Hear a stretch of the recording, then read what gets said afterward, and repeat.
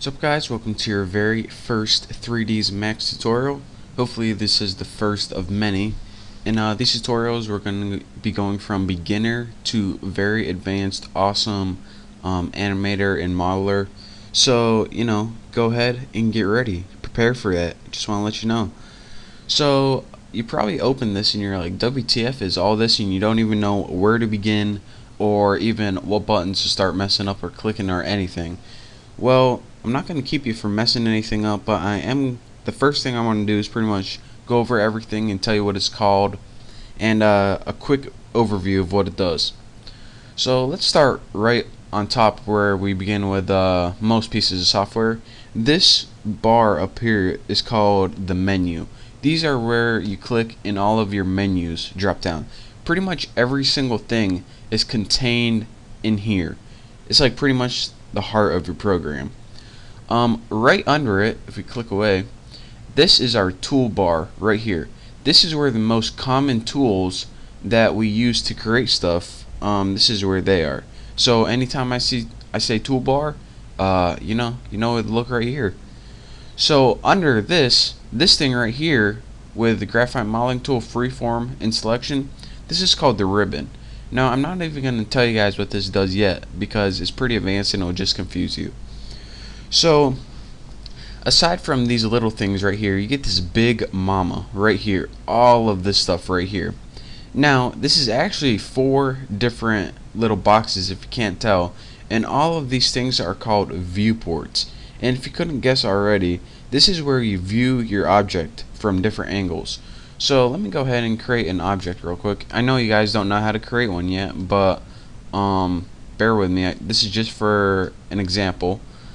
See, this is the top view right here. This is the front view of the cube I just created. This is the left view, and this is the perspective view right here. So it's the same object, it's just 4 different views. So that's what the viewport is. Now, aside from the viewport, another main section of this is the command panel. And the command panel is this right here. And I know it's probably hard to see, but this command panel is actually 6 different tabs in one.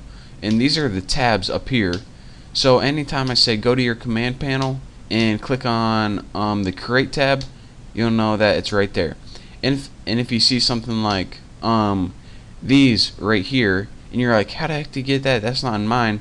Then that means you're on the wrong tab. So aside from that, I guess the only other thing that's apparent in 3ds Max is this lower interface, and this is called, if you couldn't guess, it's the lower interface. Oh yeah, that's what I'm talking about. And this pretty much is used for animation, and these over here are to like view your viewport or views in different ways, but we'll be talking about these in detail later. So now that we got that under control, the only other thing I want to talk to you guys about, pretty much with naming conventions before we go into the specifics, is pretty much where the file button's located. You see edit, tools, group, here's your save stuff. Your file button is actually this button right here, and it's called the application button. They decided to get rid of the file button. I don't know why, maybe because they want to brand their logo or something, but all of your file commands are under here. So anytime you would usually use file, it's under this application button. Now let's begin learning what these most common toolbar items mean. The most common ones that we're going to be working with is probably select object. And this, say you have an object right here and you have another object right here, which is a sphere. And I know you guys, I didn't go over how to build these yet. Don't worry, we will do that in probably the next tutorial. But for now, I'm just building them real quick to demonstrate what these tools mean. So a select object pretty much selects between one object and the other. So you probably could have guessed that. And the hotkey for that is Q. And another object that we're going to be using a lot is select and move. And this is the little icon with arrows to the north, south, east, and west. So if you select that, you can move your 3D objects around.